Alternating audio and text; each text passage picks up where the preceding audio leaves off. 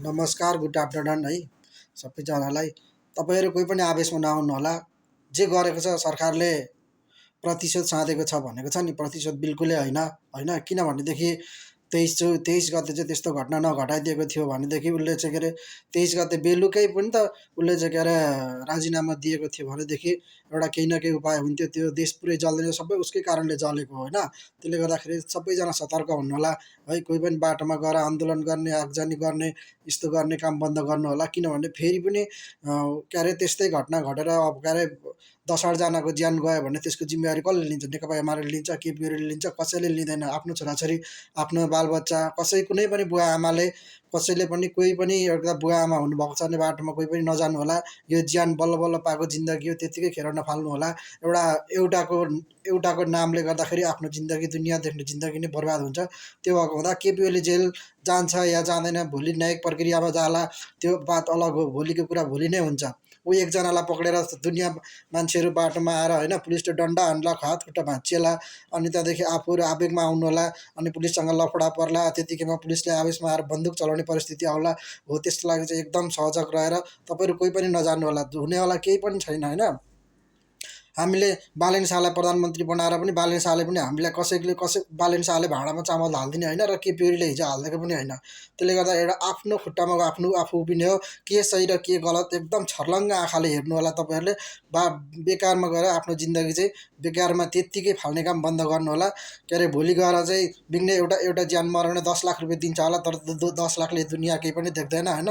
न त मर्ने मान्छेले 10 लाख रुपियाँ खानु पाउँछ न केही। त्यसले गर्दा तपाईँहरू कोही पनि बाटोमा नजानु होला। भइदिए तपाईँहरू बाटोमा गएर हल्ला हो हल्ला गर्ने त्यस्तो परिस्थिति बन्यो भने पुलिसले केही पनि गर्दैन। अहिलेको हालमा पुलिसले ट्याङ्की बन्दुकै चलायो भने त्यो स्थितिमा तपाईँहरू को मर्छ भन्दा सुदन गुरुङ मर्दैन, बालेन शाह मर्दैन, केपी ओली मर्दैन, गरे रमेश लेखक मर्दैन। मर्ने त हामी गरिब नै हो नि त।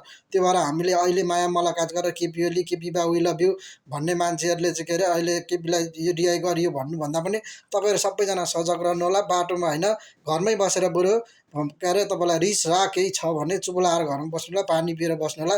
तर बाटोमा निस्केर हल्ला गर्ने, हल्ला गरेर चाहिँ के अरे मुर्दाबाद र जिन्दाबादको त्यो नारा बन्दै नलगाउनु होला।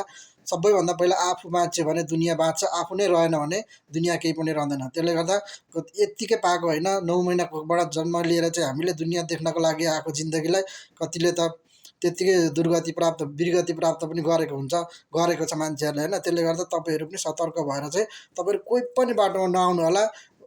जे गर्छ न्याय प्रक्रियाले गर्छ। उसले सत्कर्म गरेको छ भने न्याय छिटै मिल्छ, उसले कुकर्म गरेको छ भने न्याय उसले के अरे कुकर्मको भागीदार हुन्छ कानुन अनुसार। त्यसले गर्दाखेरि नेकपा एमाले न नेपाली काङ्ग्रेस कोही पनि जनताहरू तपाईँहरू बाहिर निस्केर हो हल्ला गर्ने, बाटोमा हल्ला गर्ने, बाटोमा चाहिँ जिन्दाबाद र मुर्दाबाद दियो भन्ने बिल्कुल नगर्नु हुन विनम्र अनुरोध गर्दछु। तपाईँ हामी रह्यौँ भने दुनियाँ देख्ने हो, तपाईँ हामी नै रहेनौँ भने न त्यो कसैले मुर्दाबाद र जिन्दाबाद भनिदिन्छ न कसैले केही भन्ने। त्यसले गर्दा आफू सतर्क रहनु होला। घरभन्दा बाहिर निस्किने काम बन्दै नगर्नु होला। चाहे काठमाडौँमा होस्, चाहे जिल्लैभरि जताततै जहाँसुकैको जनताहरू, नेपालभरिको जनताहरूले चाहिँ म केपी ओलीको एकदम ठुलो फ्यान हो अथवा नेकपा एमालेको पार्टीको सदस्य हुँ भनेर उसको अगाडि म केही गर्छु भन्ने त्यो सोच बिल्कुल नराख्नु होला। अहिलेको हालमा आफ्नो शरीर देख्नु होला, ताकि आफू रह्यो भने यिनीहरूको नाटक हामी हेर्न पाउँछौँ है त। यति भन्नुको लागि तपाईँहरूलाई मैले यो भिडियो पोस्ट गरेको छु।